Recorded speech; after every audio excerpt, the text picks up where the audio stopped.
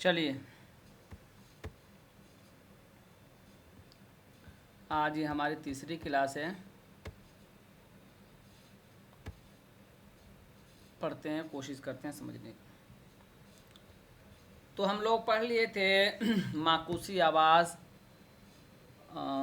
6 से 7 नहीं हो सकता, क्या मतलब? पढ़िए, अभी ये सब बात अब बाद में करेंगे, आखिर में जब हम आपको टाइम देंगे 10 मिनट ना, उसमें ये सब सवालात आप कीजिएगा। क्या नाम है उसका, माकूसी आवाज़ के बारे में हम लोग पढ़े थे। शेख इस्माइल, आपको जहाँ से भी लिंक मिला है अपने दोस्तों को भी भेज दीजिए, अपने दोस्तों यस को सर। भी भेज दीजिए, ठीक है। अब लोग माइक बंद कर लीजिए, आप पढ़ते हैं। आप सब लोग लिंक भेज सकते हैं आज अपने दोस्तों को। चलिए आइए।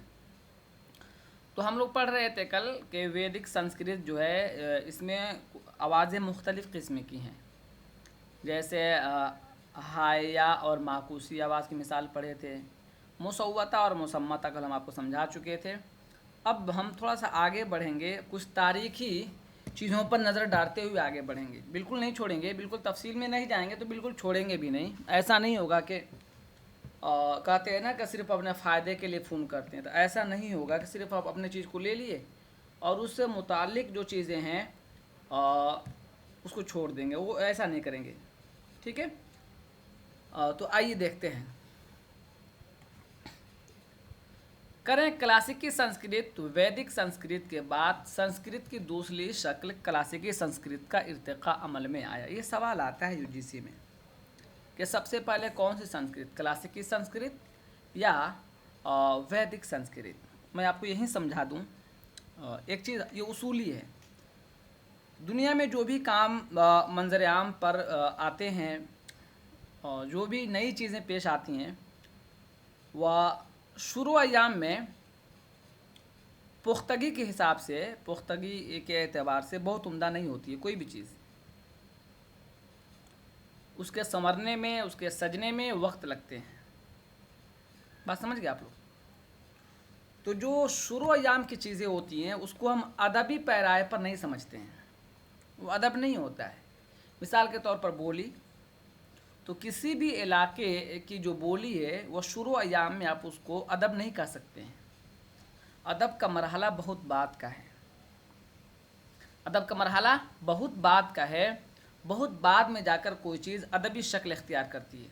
शुरू अयाम में उसकी एक हैत होती है, एक नई चीज़ होती है। बोली कह सकते हैं, ज़ुबान कह सकते हैं, अदब नहीं कह सकते। इसी तरह शुरू अयाम में जो संस्कृत की पैदाइश हुई है उसको हम वैदिक संस्कृत कहते हैं।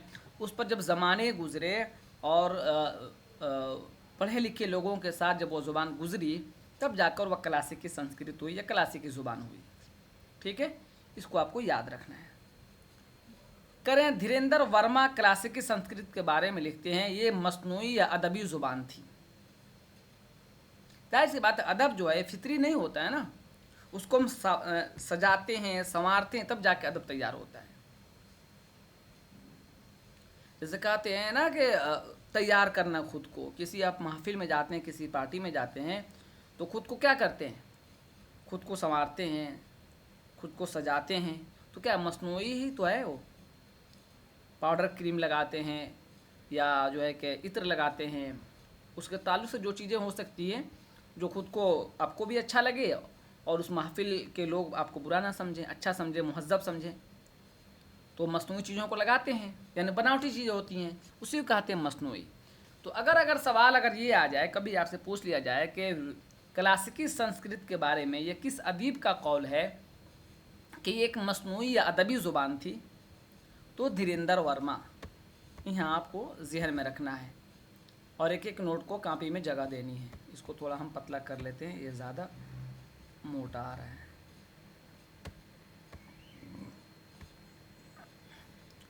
ज़ुबान और बोली में, बोली किसी भी इलाके की हो सकती है। जैसे कहते हैं ना, आपका वार्ड नंबर होगा 10 number ward, 11 number ward, 12 number ward, बोली है। और ज़ुबान उस तमाम खित्ते के मिलकर जब तैयार होती है उसको ज़ुबान कहते हैं। हम कहते हैं ना कि हमारे तरफ, हमारे यहाँ की बोली है ये। बाहर भी उसको देख रहे हैं। नाजिश की तरफ से आवाज़ आ रही है, ठीक है। चलिए, माइक बंद कर लीजिए। तो ये याद रखिएगा कि कहाँ पढ़ रहे थे हम लोग, धीरेन्द्र वर्मा ने कहा था क्लासिकी संस्कृत के बारे में कि एक मसनूई या अदबी ज़ुबान है। जो जो सवालात आपके जहन में आ रहे हैं उसको लिखते चलिए, ताकि हम समझें आपको कि आप जहन हाजिर हैं और आपने सवाल को लिखा है, फिर हमसे पूछिएगा आखिर में, ठीक है। चलिए, महाभारत और रामायण जैसी तसानीफ जिन्हें बेला तअम्मुल आलमी अदब के मुकाबले में पेश किया जा सकता है, क्लासिकी संस्कृत में ही तख्लीक की गई है। ये भी सवाल आ सकता है कि महाभारत और रामायण की ज़ुबान क्या है, तो क्लासिकी संस्कृत। क्लासिकी संस्कृत को आम इस्तिलाह में महज संस्कृत कहते हैं। कभी कभी वैदिक संस्कृत और क्लासिकी संस्कृत दोनों को मिलाकर संस्कृत कहा जा सकता है। वैदिक संस्कृत को कभी कभी वैदिक भाषा यानी ज़ुबान भी कह दिया जाता है, ज़ुबान। लेकिन इसमें कोई शक नहीं कि सौती और कवायदी एतबार से वैदिक संस्कृत और क्लासिकी संस्कृत में इख्तिलाफ पाए जाते थे। जाहिर सी बात है, एक वो चीज़ है जिसकी बुनियाद शुरू अयाम की है, और एक वो चीज़ है जो बहुत ज़माने से जिस पर मेहनत की गई, कोशिश की गई, उसके बाद वो चीज़ तैयार हुई। दोनों में तो फ़र्क नुमायाँ होगा ही होगा। यहाँ आ जाइए कि संस्कृत ने अपने इर्तिक़ा के दौरान हिंदुस्तान के गैर हिंद आर्याई बोलियों के असरात कबूल किए हैं, ठीक, और उन्हें मुतअस्सिर भी किया है। तुमने देखा है कितना नाक काटा सबके।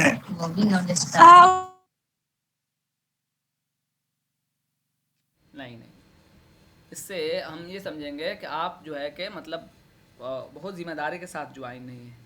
ऐसा नहीं कीजिए।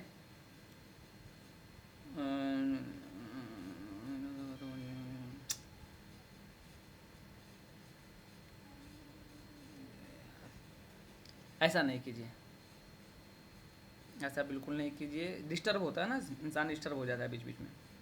चलिए आइए,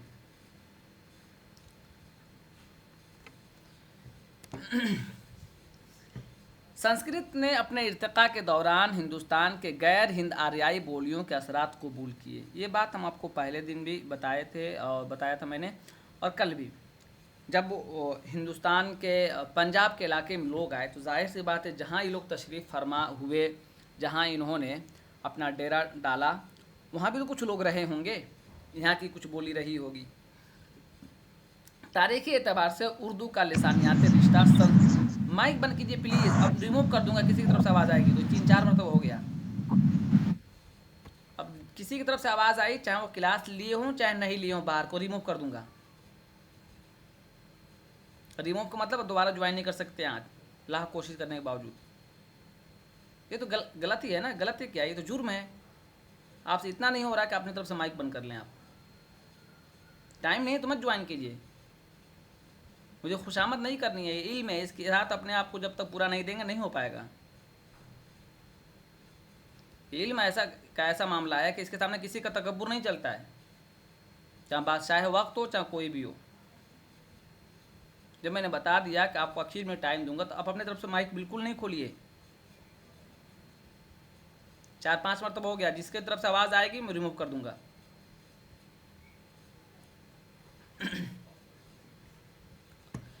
आइए देखते हैं। तारीख़ी एतबार से उर्दू का लिसानियात रिश्ता संस्कृत से उस्तवार होता है। जाहिर सी बात है, जब ये लोग पंजाब के इलाके में तशरीफ़ फरमा हुए तो वहाँ की भी तो कुछ बोली रही होगी। ये आप जिस इलाके में जाते हैं, मिसाल के तौर पर आप दक्कन में आएंगे तो यहाँ दक्कनी लोग बोलते हैं,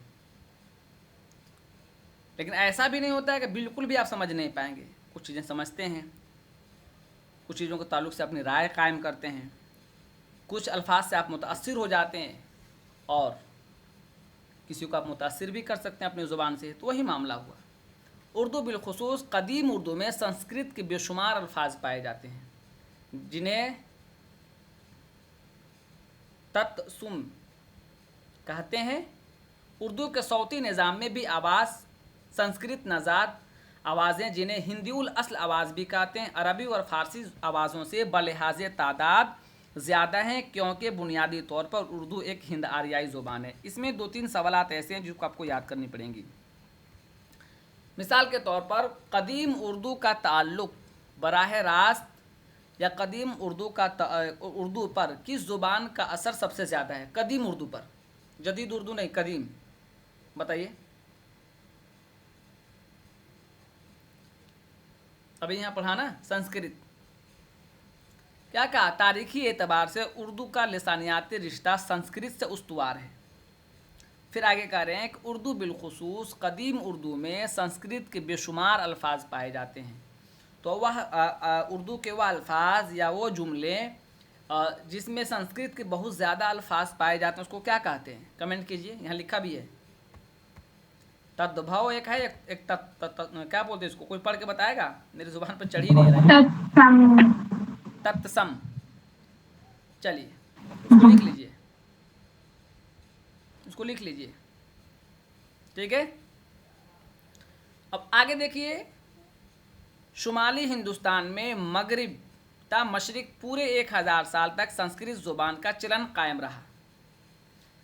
फिर इसमें तब्दीलियां रोनुमा होने लगी, यहाँ तक कि 500 कबले मसीह तक पहुँचते पहुँचते संस्कृत ने दम तोड़ दिया और एक दूसरी ज़ुबान का रूप इख्तियार कर लिया जिसे प्राकृत कहते हैं। ये सवाल है, याद करिएगा कि प्राकृत किस ज़ुबान के ज़वाल के बाद प्राकृत का आगाज़ हुआ, बताइए। ये सवाल मैं बता देता हूँ, इसको दवा और दलील के तौर पर मैं बना के बताता हूँ कैसे सवाल आ सकता है। मिसाल के तौर पर प्राकृत हिंदुस्तान की कदीम बोलियों में शुमार होता है। प्राकृत का शुमार हिंदुस्तान के कदीम बोलियों में होता है और दलील ये है कि प्राकृत का आगाज़ संस्कृत के ज़वाल के बाद हुआ। दोनों सही है, दोनों गलत है, क्या है बताइए आप लोग, चलिए बताइए। मैंने सवाल किया था ना कि प्राकृत हिंदुस्तान की कदीम बोलियों में शुमार होता है प्राकृत का, ठीक है। और दलील में ये दे रहे हैं कि प्राकृत जो है संस्कृत के ज़वाल के बाद प्राकृत का आगाज़ हुआ। दोनों सही है लेकिन वजाहत सही नहीं है ना। चलिए, इस तरह से इससे पहले वाले पेपर में इस तरह से 10-20 सवाल आए थे। दावा सही है, दलील भी सही है, लेकिन वजाहत गलत है। तो कहेंगे ना कि दूसरा कॉल पहले दौल की वजाहत करती है तो गलत है। ये बात भी सही है ना कि संस्कृत के ज़वाल के बाद प्राकृत का आगाज़ हुआ, ये बात बिल्कुल दुरुस्त है। चलिए आगे अब, ठीक है। अब यहाँ से आप में से कोई एक आदमी पढ़िए, एक आदमी सिर्फ पढ़िए यहाँ से।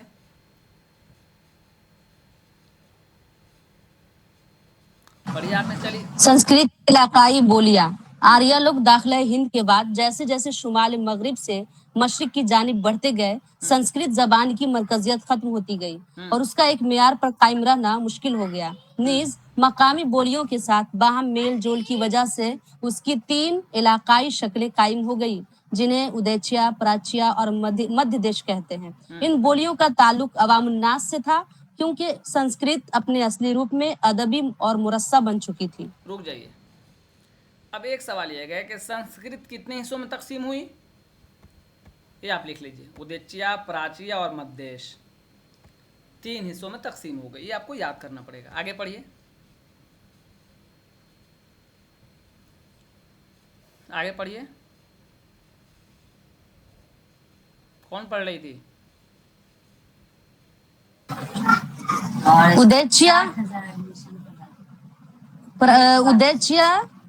उदैचिया शुमाल मगरिब खित्ते में राइज थी और आर्यों की मियारी बोली तसव्वुर की जाती थी। इसमें र और लाम की जगह सिर्फ र की आवाज पाई जाती थी। उदैचिया दरअसल इस इलाके की बोली थी जहां आजकल सिंधी और लेहिंदा मगरबी पंजाबी जुबानें बोली जाती हैं। दूसरे नंबर प्राचिया का चलन मशरिक में था और ये मियार से काफी दूर जा पड़ी थी। इसमें मियारी बोली उदैचिया की बाज आवाजों का तलफ्फुज बिगाड़ दिया जाता था। मसलन रा की आवाज को लाम की आवाज से बदल दिया जाता था। प्राचिया जिन इलाकों में बोली जाती थी उनमें मौजूदा अवध, मशरकी यूपी, बिहार, बंगाल और उड़ीसा के इलाके शामिल थे। बकौले मसूद हुसैन खां, मगरबी हिंदुस्तान के आर्य उनको प्राचिया बोलने वालों को हकारत की नजर से देखते थे और उन्हें सुअरों, भूत प्रेत की नस्ल से ताबीर करते थे। फिर तो पढ़िए, उन्हें सुअरों, असुरों, क्या ये असुरों भूत प्रेत की नस्ल से ताबीर करते थे। कुछ भी देख के पढ़ा कीजिए। आगे पढ़िए, एक पैराग्राफ और। पाणिनि ये तीसरे नंबर पे मध्य देश है। उदेची और प्राच्या के दरमियानी इलाके की बोली मध्य देश कहलाती थी। ये ना तो बहुत ज्यादा मियारी बोली थी और ना बिल्कुल गैर मियारी। इसमें र और लाम दोनों आवाजें मौजूद थी। मध्य देश का खास इलाका वो था जहां आजकल मगरबी हिंदी की बोलियां खड़ी बोली, हिरियानवी, ब्रज भाषा, खड़ी बोली, बुंदेली, हिरियानवी हिरियानवी क्या होता है? हरियाणवी, ब्रज भाषा, बुंदेली और कन्नौजी बोली जाती हैं। और जहां उर्दू और हिंदी का चलन आम है, लेकिन मोटे तौर पर अंबाला से इलाहाबाद तक का इलाका जो मध्य देश यानी मिडलैंड कहलाता है, मध्य देश था। बस चलिए, तो हम लोग ये जान गए थे कि संस्कृत 3 हिस्सों में तकसीम हुई थी। तो इन हिस्से कौन कौन से हैं? उदेचिया, प्राच्या और मध्य देश। इनकी क्या अहमियत है, देखते हैं इनकी क्या अहमियत है। देखिए, कह रहे हैं उदेचिया शुमाल मगरबी खित्ते में राइज थी। एक आपको याद कर लेना है, क्योंकि प्राच्या इसके बिल्कुल मुख्तलिफ है, बिल्कुल तजाद, यानी वो मशरिक में है। प्राच्या मशरिक में, उदेचिया मगरिब में। और आर्यों की मेयारी बोली तस्वूर की जाती थी। इसमें रा और लाम की जगह सिर्फ ला की आवाज़ पाई जा। इसका आपको याद करना पड़ेगा। ये जो सिफात बता रहे हैं, किस बोली में क्या खुसूसियत है, इसको ज़हन में रखना होगा कि रा और लाम की जगह सिर्फ रा की आवाज़ पाई जाती थी। उदेचिया दरअसल इसी उस इलाके की बोली थी जहां आजकल सिंधी और लहिंदा यानी मगरिबी पंजाबी ज़ुबानें बोली जाती हैं। तो हमें क्या पता चला कि उदेचिया क्या है? ये आर्यों की मेयारी बोली है। इन तीनों बोलियों में अगर सवाल ये हो जाए कि संस्कृत 3 हिस्सों में तकसीम हुई, इसमें सबसे अहम और मेयारी बोली उदेचिया को शुमार किया जाता है, तो बात बिल्कुल दुरुस्त है, इसको याद रखना है।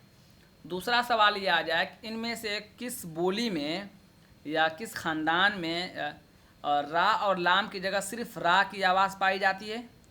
बताइए। उदेचिया में, प्राच्या में, मध्य देश में? ये भी सवाल आ सकता है ना।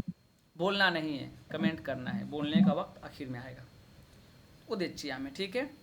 और उदेचिया जो ज़ुबान है, इसको किस इलाके में बोली जाती है? ये भी सवाल आ सकता है। शुमाल मगरिबी खित्ते में, शुमाल मगरिबी खित्ते में, ये अभी आपको याद रखना है। नंबर 2 पर आ जाइए। प्राच्या का चलन मशरिक में था, वो मगरिब में था, ये मशरिक में है।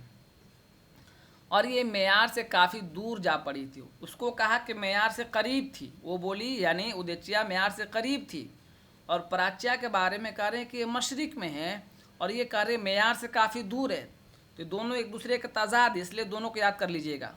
इसमें मेयारी बोली उदेचिया के बाज़ आवाज़ों का तलफ़ुज़ बिगाड़ दिया जाता था। मसलन रा की आवाज़ को लाम की आवाज़ से बदल दिया जाता था, रा को लाम से। प्राच्या जिन इलाकों में बोली जाती थी, उनमें मौजूदा अवध, मशरिकी यूपी, बिहार, बंगाल और उड़ीसा के इलाके शामिल थे। बकौल मसूद हुसैन खान, मगरबी हिंदुस्तान के आर्या उनको हकारत की नज़र से देखते थे। अब एक सवाल आएगा कि मगरबी हिंदुस्तान के आर्या जो है वो किस बोली को हकारत की नज़र से देखते थे? बताइए, तो कमेंट कीजिए, कमेंट कीजिए, जल्दी कमेंट कीजिए। मगरबी हिंदुस्तान के आर्या किस बोली को हकारत की नज़र से देखते थे? कमेंट कीजिए सब लोग। 1-2 लोगों कमेंट करने से आपको याद नहीं होगा। आपका जो है काम है अपने हिस्से का खुद करना पड़ेगा। चलिए सब लोग कमेंट कीजिए, ठीक है। प्राच्या एक सवाल। दूसरा सवाल, ये किस नक्कात का कौल है कि मगरबी हिंदुस्तान के आर्या प्राच्या को हकारत की नज़र से देखते थे? ये किस नक्कात का कौल है? किस नक्कात का कौल है? मसूद हुसैन खान। ये भी आपको याद रखना है साथ में, ठीक है। अच्छा, 2 सवाल हो गया। तीसरा सवाल आप ये याद रखिए कि किस बोली को, संस्कृत की किस बोली को भूत प्रेत की नस्ल से ताबीर करते थे? यानी इसके बोलने वाले, इसके जो बोलने वाले थे उनको तो हकारत की नज़र से देखते ही थे। तो किस ज़ुबान के बोलने वालों को लोग यानी मगरबी हिंदुस्तान आर्या लोग, ये समझिए, फिर सवाल बना रहा हूँ, सुनिए। कह रहे हैं कि आर्या लोग किस इलाके के लोगों को किस इलाके के लोगों को, सुनिएगा, किस इलाके के लोगों को भूत प्रेत की नस्ल से ताबीर करते थे, ये बताइए। सही समझिए, फिर सुनिए सवाल को। मैं ये सवाल बनाना चाह रहा हूँ कि चलिए, मगरबी हिंदुस्तान के जो आर्या थे वह किस इलाके के लोगों को भूत प्रेत की नस्ल से ताबीर करते, चलिए बताइए। आप समझ गए होंगे।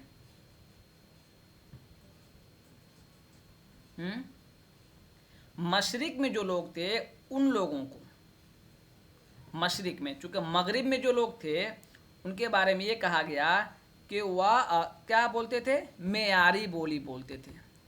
देखिए यहाँ, ये मगरिबी खित्ते के लोग मेयारी बोलते थे, और मशरिक के लोगों को क्या कहा, ये गैर मेयारी बोलते थे।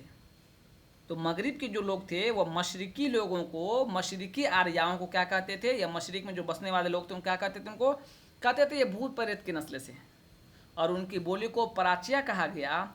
और मसूद हुसैन खान के मुताबिक क्या कहा गया कि आर्या इनको हकारत की नज़र से देखते थे। चलिए 3 नंबर पर आ जाइए। मध्यदेश, उदेचिया और पराचिया के दरमियानी इलाके की बोली मध्यदेश कहलाती है। यह तो बहुत ज़्यादा मेयारी बोली थी और न बिल्कुल गैर मेयारी, ये बीच का मामला है।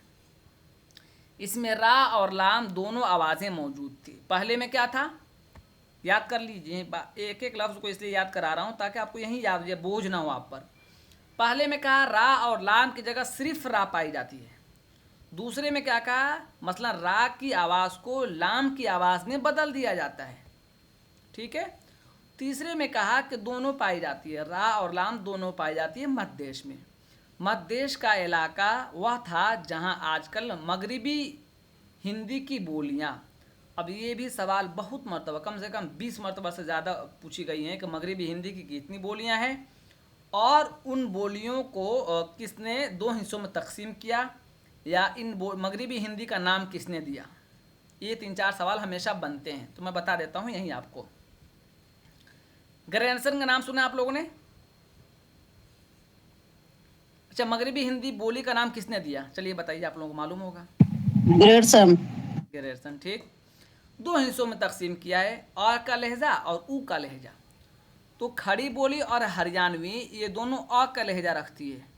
इसके अलावा जो 3 बोलियां हैं, ब्रजभाषा, बुंदेली और कन्नौजी, ऊ का लहजा रखती है, ठीक है।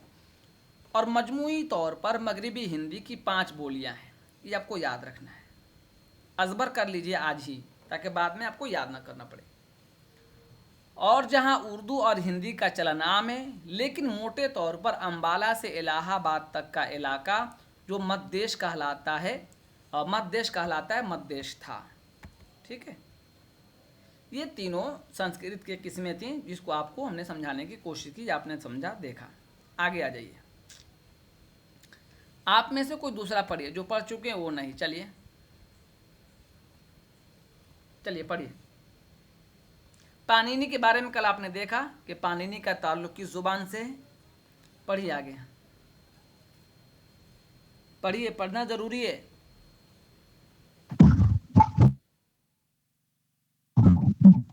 पाणिनि अष्टध्यायी 500 कबले मसीह तक पहुंचते संस्कृत दम तोड़ने लगी थी और उसकी जगह एक नई जबान प्राकृत, जो संस्कृत की ही बदली हुई शक्ल थी, मारूज़े वजूद में आ रही थी।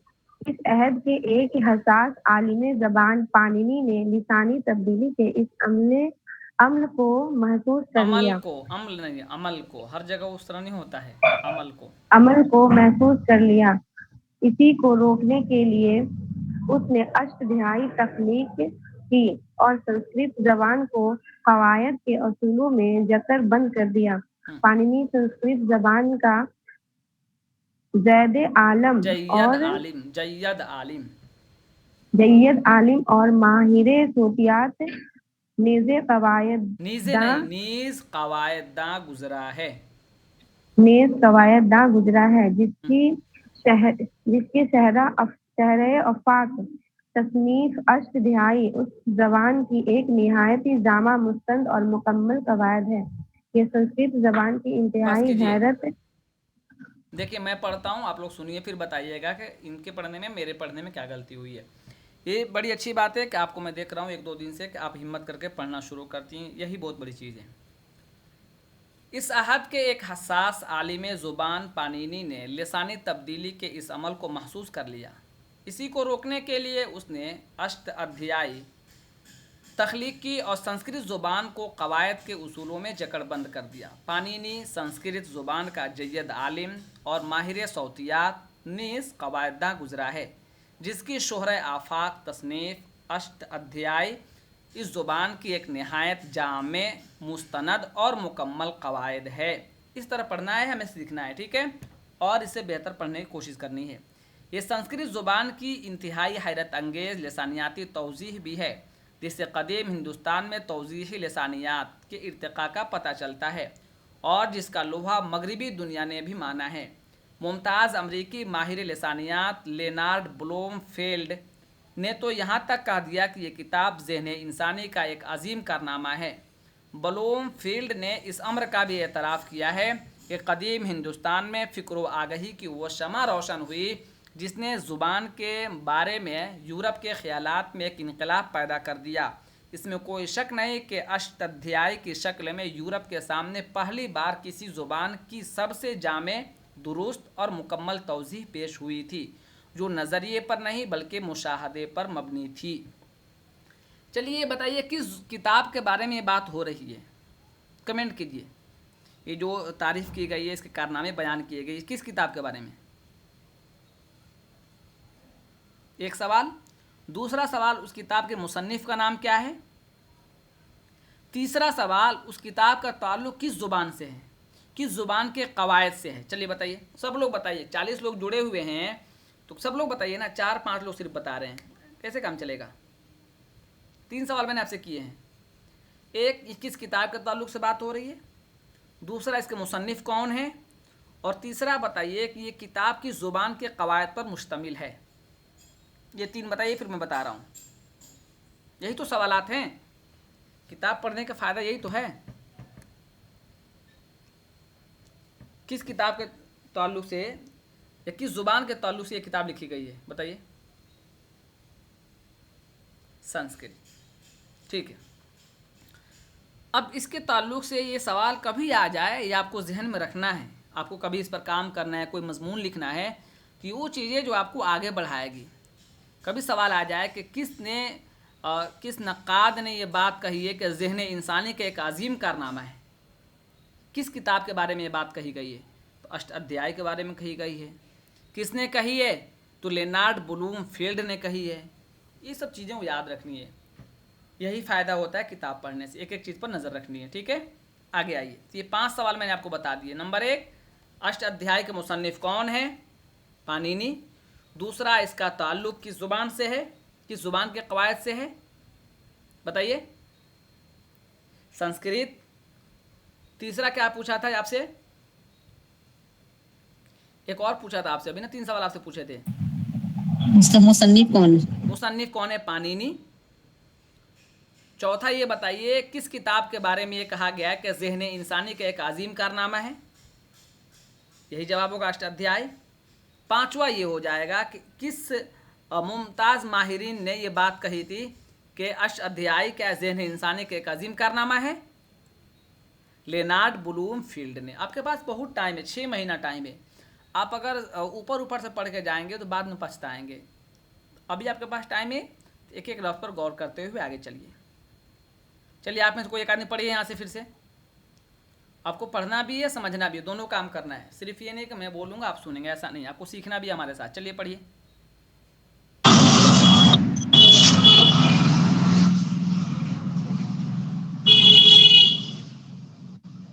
पढ़िए नवाब, पढ़िए। पालनी को दुनिया का पहला अजीम माहिरीन सूरत और कवायद का तस्लीम किया जाता है। इसमें तालीम पाकिस्तान के मौजूदा शुमार मगरबी सरहदों शोबे में वाकिफ है। वाकिफ एक मुकाम पढ़िए। नहीं होता सर। कहाँ से हैं आप? बिहार से। कौन सी जगह से? समस्तीपुर। इस क्लास को ले लीजिएगा आप। चलिए माइक बंद कर लीजिए। ठीक है। बेहतर है, मैं आपके लिए बता रहा हूँ। फिर बात करूँगा, भागिएगा नहीं, आखिर में मैं आप सबसे बात करूँगा इस क्लास के क्या फ़ायदे होंगे। कोई और पढ़िए, जो पढ़ चुके हैं वो नहीं। पढ़िए।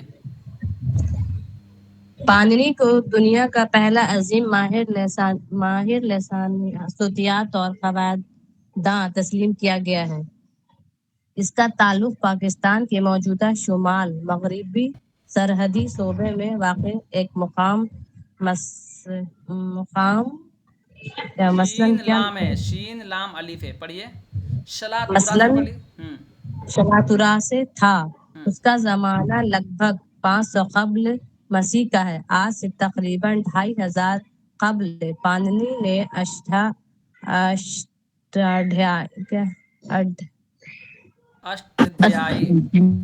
अष्टाध्यायी में संस्कृत के लिसानियाती मसाइल पर जिस तामक और गहरे गौर व फिक्र से काम लिया है, उसकी कोई और मिसाल मशरिक व मगरिब में नहीं मिलती। रुक जाइए, उसी बात को कह रहे हैं, समझिए। इसको पढ़ने में गलती हुई है एक जगह, दो जगह। ये जो माहिर के नीचे जेर दिया हुआ है, इसका मतलब होता है, ये बगैर मतलब के नहीं लगाया गया है, उसका माना है। ऐसा नहीं है कि अरबी ज़ुबान है लगा दिया गया है, ज़बर जेर के बगैर काम नहीं चलेगा, नहीं। माहिर सौतियात यानी सौतियात का माहिर, पहला मुज़ाफ दूसरा मुज़ाफ इलैह, ये सब सीखना है आपको, तभी जाकर सही और दुरुस्त आप उर्दू पढ़ सकते हैं, हम पढ़ सकते हैं, या कोई भी पढ़ सकता है। ये सब नहीं जानेंगे तो नहीं होगा। पाणिनि को दुनिया का पहला अजीम माहिर सौतियात और कवायदा तस्लीम किया गया है, ये आपको याद रखना है। तो दुनिया का सबसे पहला कवायदा किसको तस्लीम, कवायदा मतलब कवायद जानने वाला, कवायद लिखने वाला, ये सवाल है, बताइए, कमेंट कीजिए। वो पाणिनि है। सबसे पहले माहिर सौतियात किसको कहा गया है? पाणिनि को कहा गया है। इसका ताल्लुक पाकिस्तान के मौजूदा शुमाल मगरबी सरहदी सूबे में वाक़ एक मकाम शलातुरा से था। उसका ज़माना लगभग 500 कब्ल मसीह का है।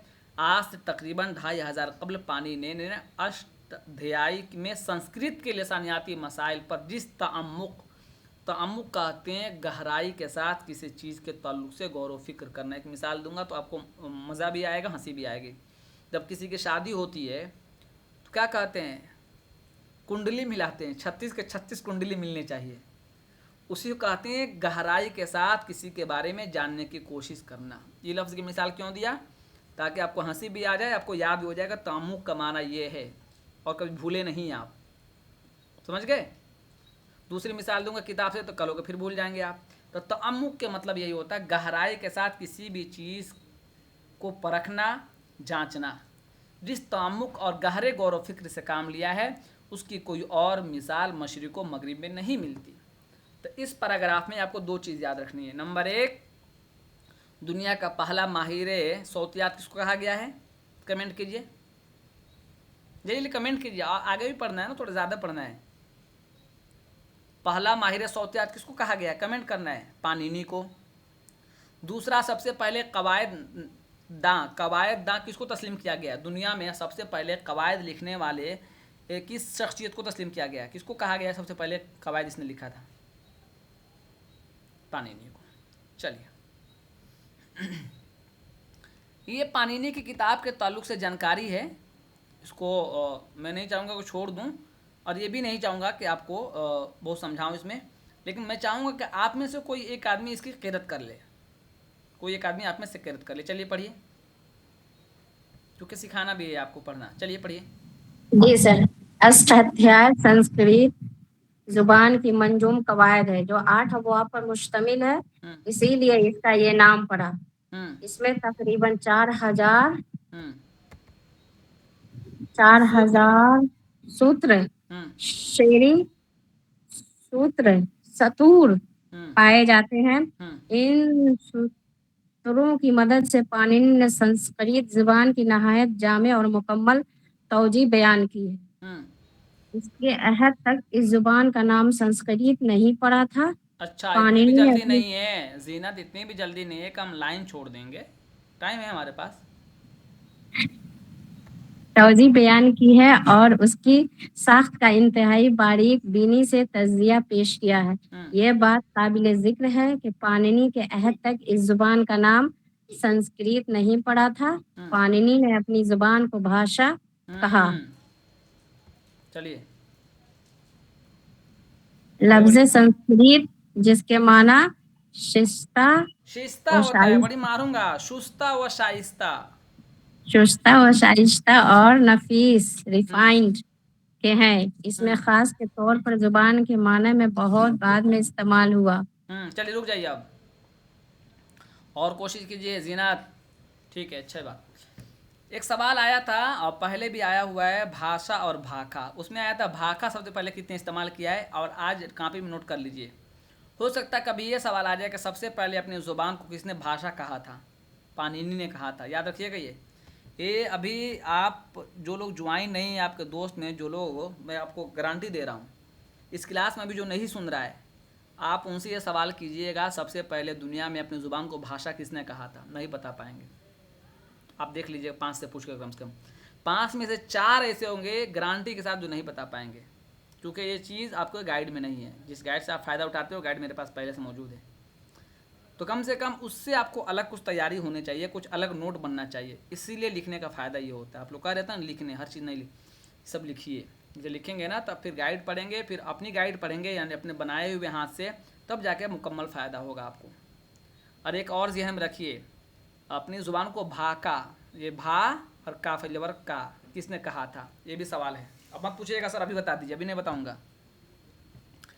तो कह रहे हैं कि जो 8 अबवाब पर मुश्तमिल है पाणिनि की जो किताब है संस्कृत में, ये मंजूम कवायद है, याद रखिएगा, मंजूम कवायद है। जिस तरह इंद्र सभा मंजूम है, इसी तरह ये भी मंजूम है। हो सकता है कभी यही सवाल आ जाए कि अष्टाध्यायी पाणिनि की किताब है और उसने नस्र में इसको लिखा, नज्म में लिखा, ड्रामे के शक्ल में लिखा, या मस्तनवी के शक्ल में लिखा, तो किस में लिखा है, मंजूम कवायद, मंजूम शेरी असनाफ में इसको लिखा है। ठीक है, और अपनी ज़ुबान को भाषा कहा है, ये आप जान लीजिए। आगे आइए, कह रहे हैं कि जैसा कि पहले कहा जा चुका है, पाणिनि के आह तक पहुँचते पहुँचते संस्कृत ज़ुबान का शिराजा बिखरने लगा था और ये जुमूद का शिकार होकर दम तोड़ने लगी थी। इसकी जगह अवाम एक सादा और आसान और फितरी ज़ुबान इख्तियार करने लगे थे, जो बाद में प्राकृत कहलाई। ये भी बताया था आपको प्राकृत के बारे में। प्राकृत का दूसरा नाम क्या हो गया, फितरी ज़ुबान, ये आप लिख लीजिए। प्राकृत का दूसरा नाम फितरी ज़ुबान। चूँकि संस्कृत ज़ुबान को मजहबी तक़द्दुस हासिल था, इसलिए पाणिनि की तवज्जो ज़ुबान की तौज़ीह और उसके कवायद की तरतीब की जानिब मबज़ूल हुई। ये भी इल्मी तौर पर आपको जानकारी होनी चाहिए कि संस्कृत के कवायद ही क्यों लिखे थे, लिखा था पाणिनि ने, क्यों, मजहबी तक़द्दुस समझकर। इस साल या पहले पिछले मरतबा एक सवाल आया था कि अवध के इलाके में मरसिया के ताल्लुक से सवाल था, दावा और दलील का। याद कीजिए अगर आप में से किसी ने पेपर दिया था तो, कि अवध के इलाके में कुछ लोग मरसिया को मजहबी चीज़ समझकर ज़्यादा पढ़ते थे या ज़्यादा उसको आगे बढ़ाया।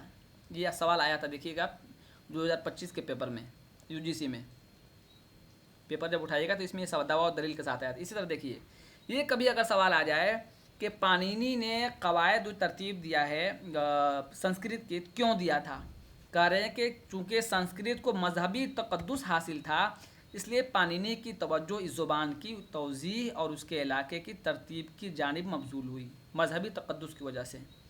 पाणिनि ने अष्टाध्यायी तख्लीक करके आने वाली नस्लों के लिए संस्कृत ज़ुबान की सौतियात, उसकी सरफ़ो नह और कवायद से मुतल्लिक़ तमाम ज़रूरी मालूमात फ़राहम कर दी। अष्टाध्यायी की वजह से संस्कृत ज़ुबान की साख्त और हैयत का तयन ज़रूर हुआ, लेकिन पाणिनि ज़ुबान में तब्दीली के अमल को न रोक सका। यहीं से हिंद आर्याई के उस्ता दौर का, लोग पढ़ते हैं वस्ती दौर का, हम उस्ता पढ़ते हैं, आप इसको कल भी बताया था, एक मरतबा सर्च कीजिएगा, आगाज़ होता है, जिसमें प्राकृतें फली फूली और अपभ्रंशों का फ़रोग हुआ। अब आपको तरतीब याद होगी, सबसे पहले वैदिक संस्कृत, क्लासिकल संस्कृत, प्राकृत, और उसके बाद अपभ्रंश। अपभ्रंश को क्या किया गया? बिगड़ी हुई जुबान। और फितरी जुबान किसको कहा गया बताइए तो? फितरी जुबान किसको कहा गया? जल्दी बताइए। प्राकृत को। प्राकृत को, ठीक है। चलिए थोड़ा सा और पढ़ लिया जाए, थोड़ा नीचे देख लेते कहाँ तक है।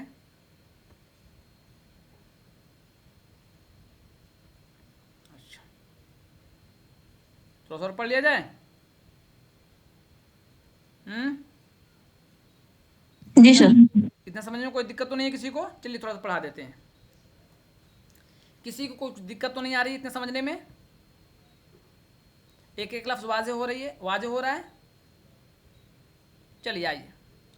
उस्ता सर हिंदारिया। ये तरतीब वाइज जरा बता दीजिए तो। वैदिक संस्कृत, क्लासिकल संस्कृत और क्या था? नहीं बंद कीजिए।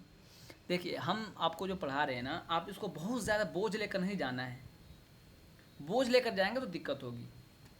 हम आपको बताया सबसे पहले वैदिक संस्कृत आया, और इसी तरह मिसाल हम आपको दिए थे कि इंसान पैदा होता है, फिर बड़ा होता है, अपने आप को संवारता है, तो उसको क्लासिकल संस्कृत कहा गया। तो जब उस पर कुछ वक्त गुजरा तो क्लासिकल संस्कृत कहा गया। और जब संस्कृत दुनिया से ज़वाल पजीर होने लगा तो उसके बाद प्राकृत का उरूज आया, और प्राकृत के बाद अपभ्रंश का दौर आया।